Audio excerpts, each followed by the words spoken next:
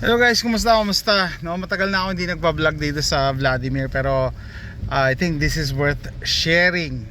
Okay, kasi first time ko maka-encounter ng neighborhood na naka blue light. Kaya nagulat ako sabi ko, ito yung mga napapanood mo lang sa sa internet or sa mga post sa Facebook, no? And then putya, ngayon lang nakita. Ang tagal ko na sa US. Magsi 16 years na ako. No? Ngayon lang nakita ng neighborhood na naka blue light. Kaya kinalabutan ako doon sa nakakaalam, if you know, you know. Bakit blue yung ilaw, no? Ay nako, kaya nakakatakot. So yung mga tinatawag dating conspiracy reality na ba ngayon? 'Di ba? Teka, hanapin ko nga ako sa inyo. Hanapin ko, I'll do my best na i-share sa inyo, no? Teka, naliligaw ako Yan. Basta pagligo ko kanina, sabi ko, ba, ibang klaseng neighborhood to Yan, ano tayo? Ay, shucks. Yun, ito, dito. Ito, papakita ko sa inyo, guys.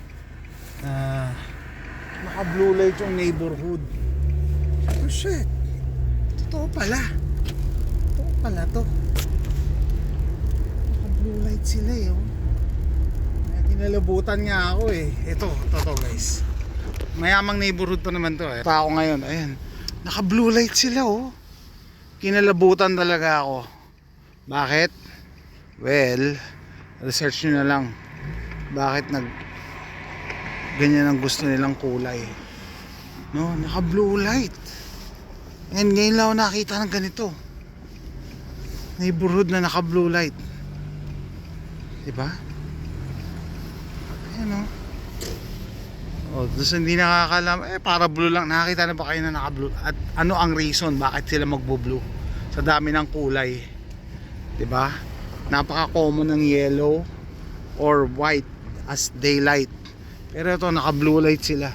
Dito na ako mag-u-turn basta itong neighborhood na to, mayaman pa naman to, gated to, nakapasok pa nga kanina So ayan guys, bakit sila naka blue light, no? Nakakatakot pag nalaman yung reason.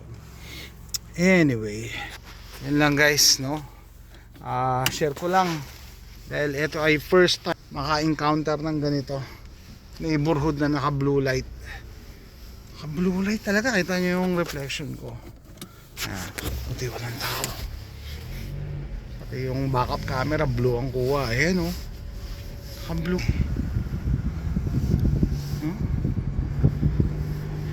So doon sa walang kaibigang conspiracy theories, maghanap kayo para malaman nyo bakit.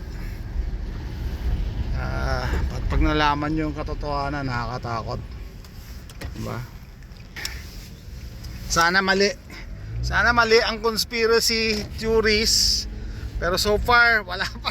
Lahat nagkatotoo na yung mga tinatawag yung conspiracy. Yan, tuloy lang ang ruta ko ngayong gabi. So in-update ko lang kayo kasi kinilibutan ako, kinabahan ako mga nakikita ko lang sa Facebook totoo pala, meron palang mga ganyang lugar. And sa Texas to, pero ang Texas malaki kasi, pero yan lang yung neighborhood na napuntahan ko. Araw-araw nagda-drive ako, pero yan lang talaga yung nakita kong neighborhood na naka blue light, no? Nako, delikado pagka turn on na yung switch. Ay nako, so comment down below kung para saan yung blue light na yan. See you next time, bye.